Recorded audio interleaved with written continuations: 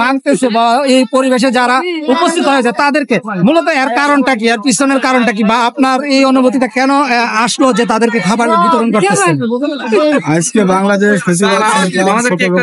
নির্যাতনের পরে ছাত্র জনতা এবং সাধারণ মানুষ এই ফ্যাসিবাদ এবং স্বৈরাচারী সরকার দেখতে চায় না এবং তার কোনো অস্তিত্ব চায় না।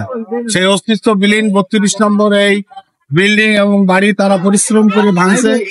তারা পানি পিপাসিত এবং খাদ্য তো খেয়েছে, কেউ খায়নি। আমার কোনো জানে মনে হইলো আমিও মুসলমান, সেও মুসলমান, তারা যদি একটু পানি একটু রুটি দিতে পারি আমার মনটা সন্তুষ্ট হবে। মূলত তাদেরকে সন্তুষ্ট করার জন্য। আর এই যে উৎসবমুখর পরিবেশে আজকে দ্বিতীয় দিনের মতো মনে হয়, তৃতীয় দিনের মতো বাড়ি ভাঙার কাজটি চলতেছে, এই বিষয়টা আপনার কাছে কেমন অনুভূতি? এই বিষয়টা শুধু আমার না, আমার সারা বাংলাদেশের সাধারণ জনতা যারা আমরা খেটে খাওয়া মানুষ তারা স্বস্তি পেয়েছে এবং স্বৈরাচারী সরকার নিপাত হয়েছে, এই খুশিতে আমরা সবাই ভালো। ভবিষ্যতে কোন সরকার আসার পরে, ক্ষমতা শাসন চলার পরে এরকম সরকারি সরকার না আসে, আর যদি আসে তারা যেন এই চিহ্ন এবং এই চিত্রটা মনে রাখে, যাতে ভবিষ্যতে আমরা অন্যায় করলে এটা আবার আসবে। ধন্যবাদ আপনাকে। এবং আমার নাম মোহাম্মদ আসাদুজ্জামান লিটন, আমি চুয়াডাঙ্গা 2 আসন থেকে এসেছি। হ্যাঁ, অনেক আনন্দ। চুয়াডাঙ্গা থেকে এখানে আসছেন দেখার জন্য। আমি একজন দলিল লেখক ছিলাম। এই স্বৈরাচারী সরকার আলিয়াসগড় ঠকুর এমপি ছিল, সে ডিও লিটারের মাধ্যমে এবং আইনমন্ত্রী আনিসুল হকের মাধ্যমে আমার সই স্বাক্ষর করে আমার দলিল লেখকটি বাতিল করে। আমি চেষ্টা করছি আইজিআর মহোদয়ের কাছে দরখাস্ত করেছি, আল্লাহ যদি সদয় হয় লাইসেন্সটা হয়তো। আপনি কি ষড়যন্ত্রের শিকার হয়েছিলেন? আমি ষড়যন্ত্রের শিকার এবং একাধিক মামলার শিকার। রাষ্ট্রীয় ষড়যন্ত্র না আপনার স্থানীয় কোনো মানুষের ষড়যন্ত্র? এটা হলে আমার এমপি স্থানীয়, আমার এলাকায় বাড়ি, আমার মহল্লায় বাড়ি। সে তার রাগান্বিত এবং ঈর্ষান্বিত ভাবে, যেহেতু আমরা বিএনপি করি, সেই কারণে সে আমার।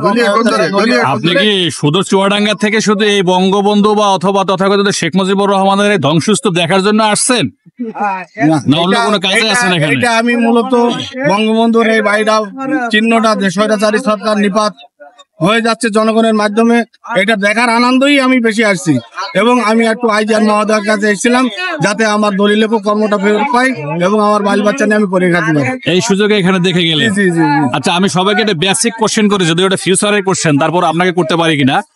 আমরা তো এদেশে দুর্নীতি এবং চাঁদা মুক্ত দেশ চাই, তো আমাদের কোন দলের হাত ধরে এই সম্ভাবনা দেখা দিতে পারে বলে মনে করেন? এইটা সিদ্ধান্ত সাধারণ জনগণই নেবে। ব্যক্তিগত কোনো মত না, আমার যারা নির্বাচনে যারা দাঁড়াইবে, সে জামাত ইসলাম হোক, বিএনপি হোক, যেহেতু আমি বিএনপি করি, আমি তো চাইবো ব্যক্তিগত ভাবে বিএনপি ক্ষমতায় যাক।